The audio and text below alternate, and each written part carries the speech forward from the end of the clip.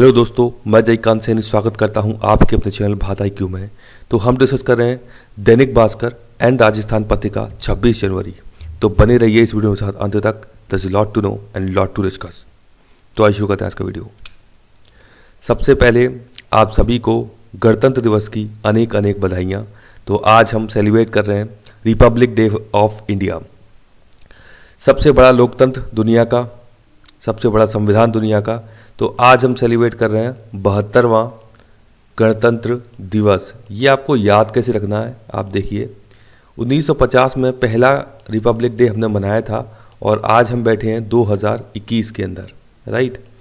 तो अब जब आप यहाँ से इसको माइनस करेंगे तो ये आपको निकल के आएगा 71 का फिगर निकल के आएगा। लेकिन आपको इसमें +1 और ऐड करना होता है।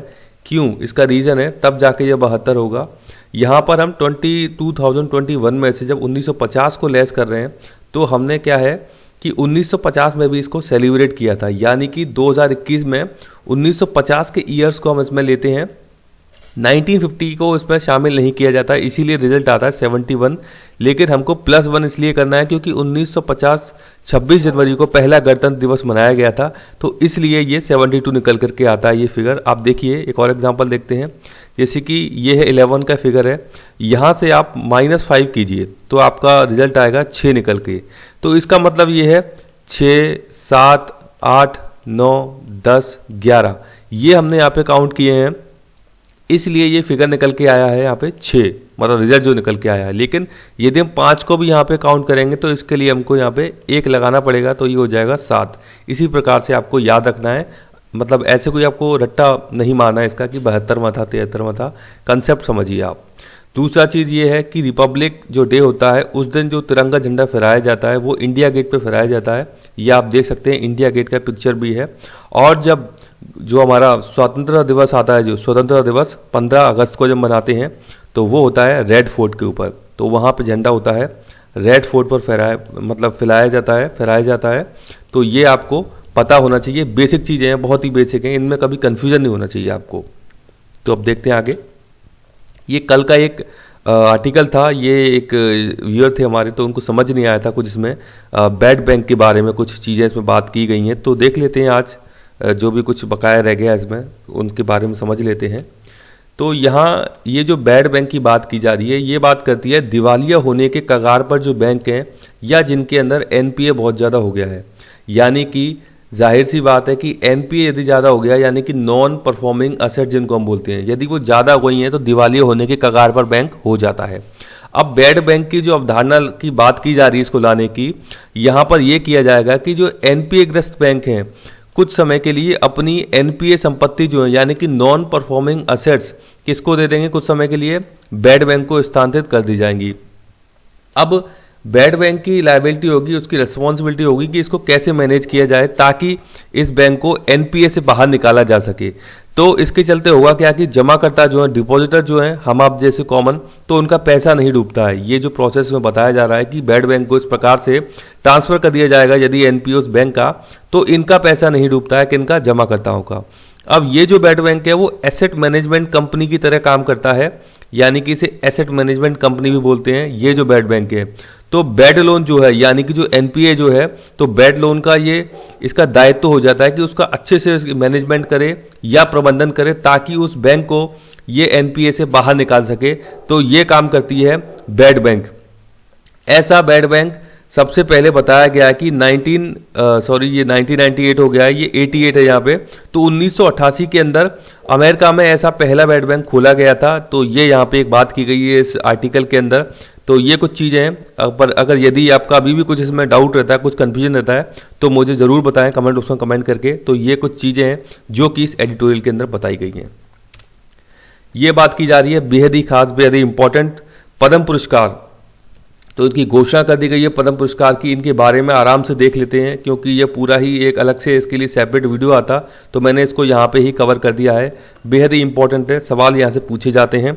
तो अब देख लेते हैं न्यूज़। तो सबसे हम पहले बात करते हैं पद्म विभूषण की। इसमें 3 कैटेगरी होती हैं, पद्म विभूषण सबसे ऊपर, उसके बाद पद्म भूषण और उसके बाद पद्म श्री। तो ये 3 कैटेगरी हैं, मतलब कि सबसे ऊपर होता है भारत रत्न, उसके बाद होता है पद्म विभूषण पुरस्कार। 1954 में शुरू किए गए थे पद्म भूषण। ये जो पद्म पुरस्कार हैं 1954 में स्टार्ट किया गया था। गृह मंत्रालय के द्वारा इनको दिया जाता है पद्म पुरस्कार को, राइट। तो अब देख लेते हैं किन किन को मिले हैं ये पद्म पुरस्कार। 2021 में घोषणा की गई है 26 जनवरी को जो। तो सबसे पहला नाम आता है SP बाला सुब्रमण्यम साहब। आपको पता होगा संगीतकार हैं, बेहद ही फेमस संगीतकार हैं। तो इनकी मृत्यु के बाद यानी कि मरणोपरांत इनको प्रदान किया गया है पद्म विभूषण पुरस्कार। दूसरे हैं जापान के पूर्व PM शिंजो आबे। बहुत बार नाम आपने सुना होगा इनका। तो जापान के पूर्व PM शिंजो आबे को भी पद्म विभूषण पुरस्कार दिया गया है। तीसरा नाम है सुदर्शन साहू। बेहद ही ये भी फेमस कलाकार हैं, सैंड आर्टिस्ट हैं ये, सैंड कलाकार। या आपने देखा होगा आपने कि सैंड के ऊपर कुछ कलाकृतियां बनाने की जो कला की जाती है तो उनको बोलते हैं सैंड कलाकार, सुदर्शन साहू। आई थिंक इनका संबंध उड़ीसा से है। आप एक बार और चेक कर सकते हैं, क्रॉस चेक। तो कमेंट बॉक्स में जरूर बताइए कि सुदर्शन साहू का संबंध किस राज्य से है। चौथे हैं BB लाल, बेहद ही फेमस पुरातत्वविद, आर्कियोलॉजिस्ट इनको बोलते हैं। आपने पढ़ा होगा एंशिएंट हिस्ट्री, जब भी हम राजस्थान के अंदर पढ़ते हैं तो उनका नाम आता है। बताइए मुझे कमेंट बॉक्स में किस सभ्यता से संबंधित है BB लाल। तो इनको भी इस बार पद्म विभूषण पुरस्कार दिया गया है। पांचवा नाम आता है मौलाना वहीदुद्दीन खान का। ये एक धार्मिक नेता हैं जिनको कि पद्म विभूषण पुरस्कार दिया गया है। छठवां नाम है नरेंद्र सिंह कपानी। नरेंद्र सिंह कपानी साहब को साइंस एंड टेक्नोलॉजी के क्षेत्र में मरणोपरांत ये पुरस्कार प्रदान किया गया है।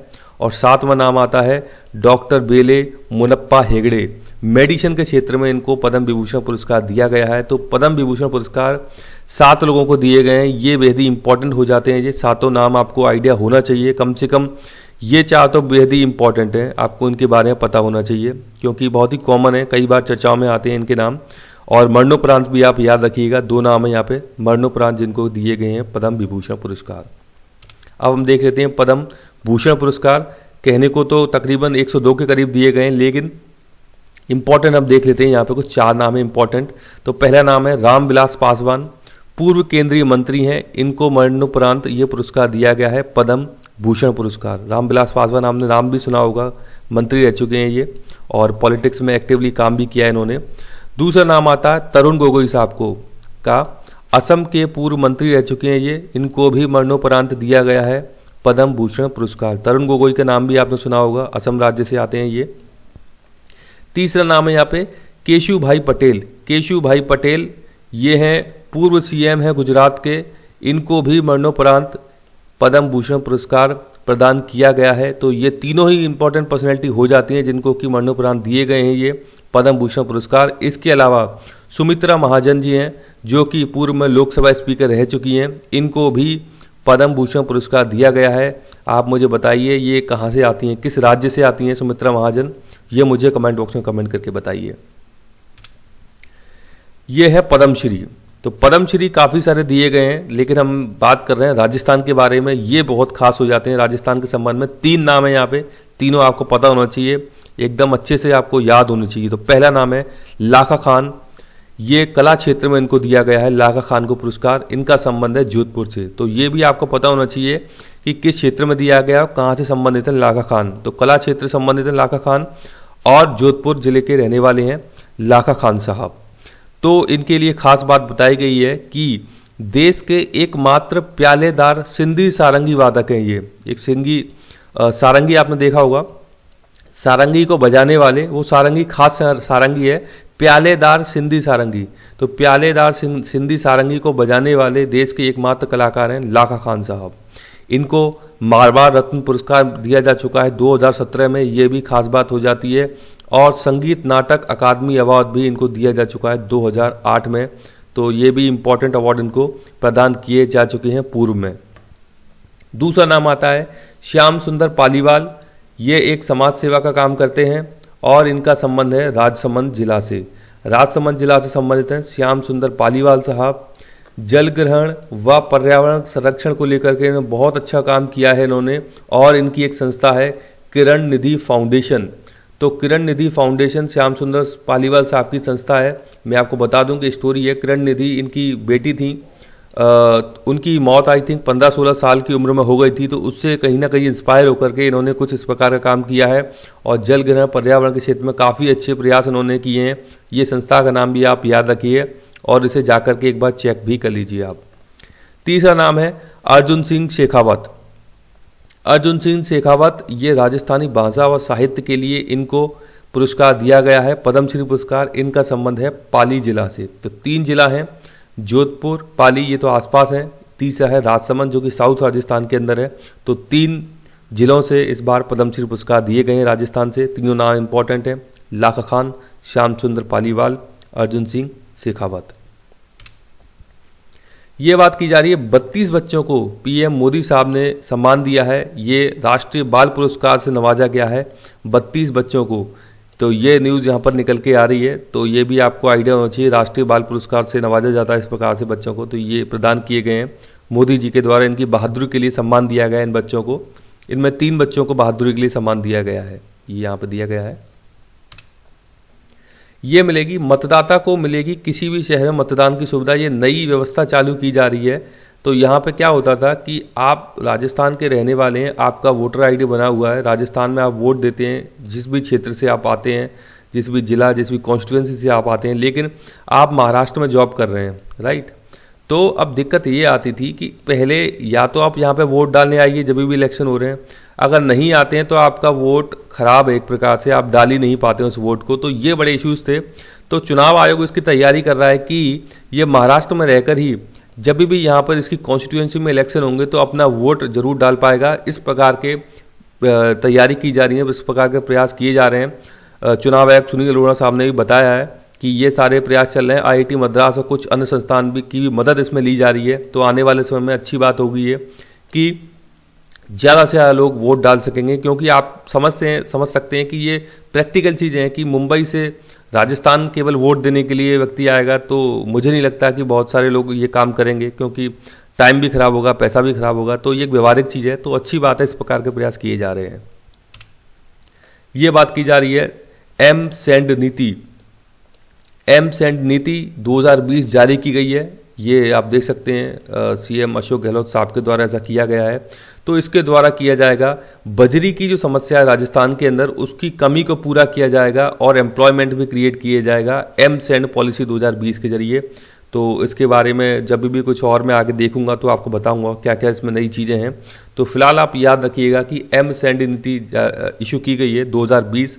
ये संबंधित है बजरी से। सैंड मतलब बजरी, आप समझ सकते हैं, इंग्लिश में इसका नाम है ये। ये बात की जा रही है बॉडी मास इंडेक्स की।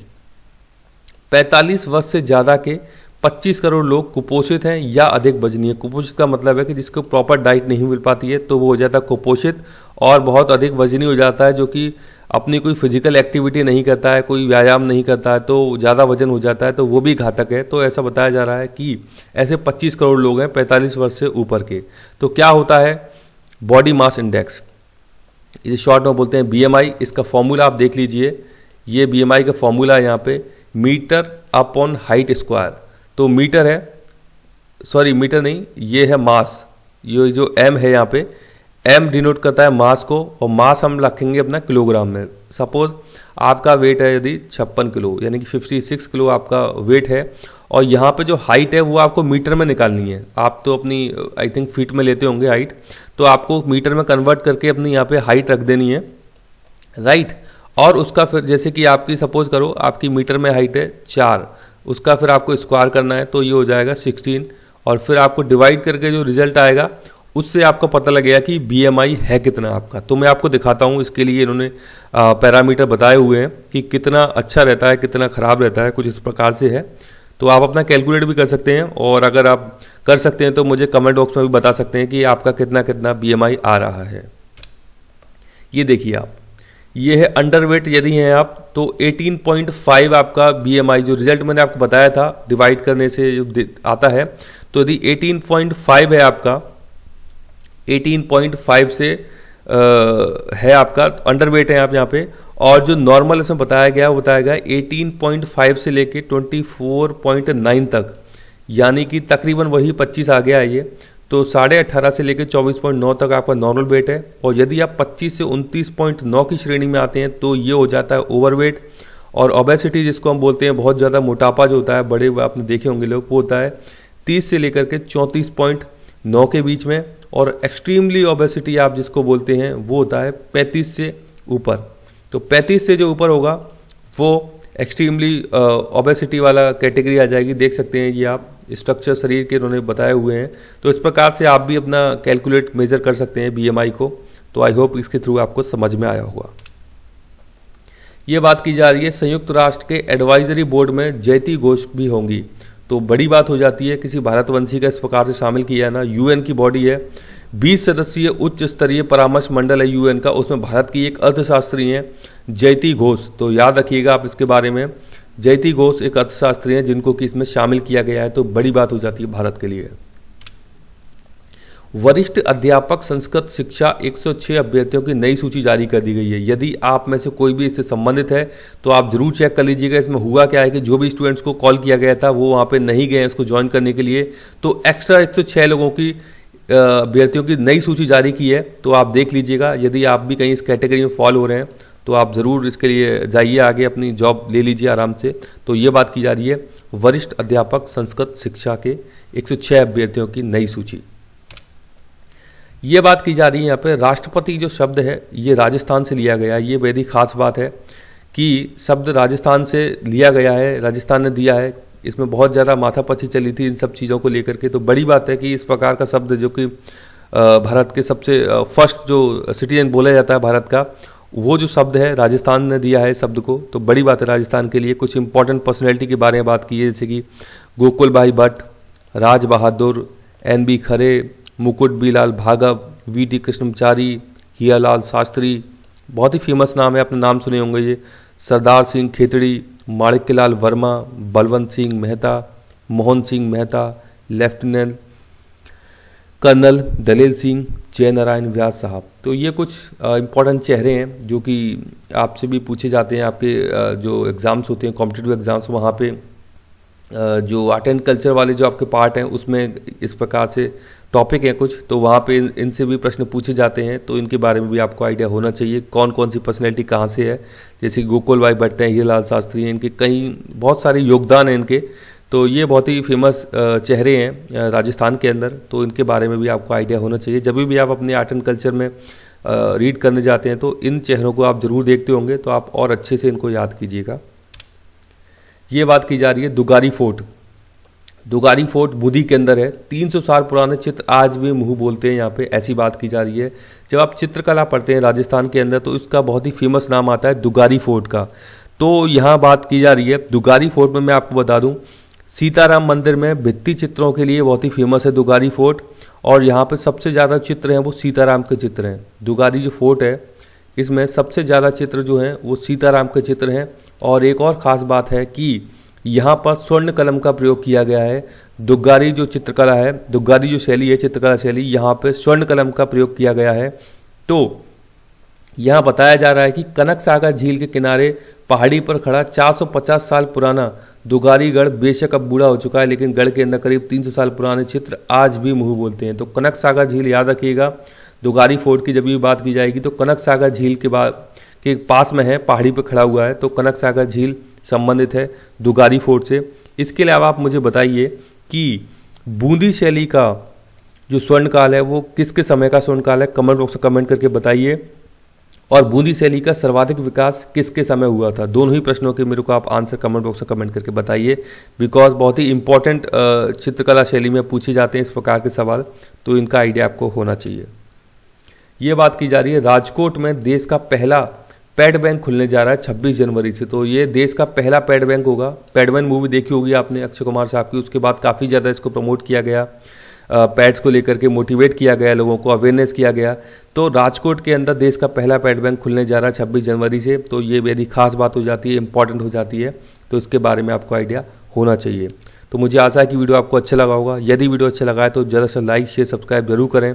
मुझे अपने सुझाव कमेंट बॉक्स में या मुझे ईमेल भी कर सकते हैं। इसी के साथ धन्यवाद, मिलते हैं अगली वीडियो में।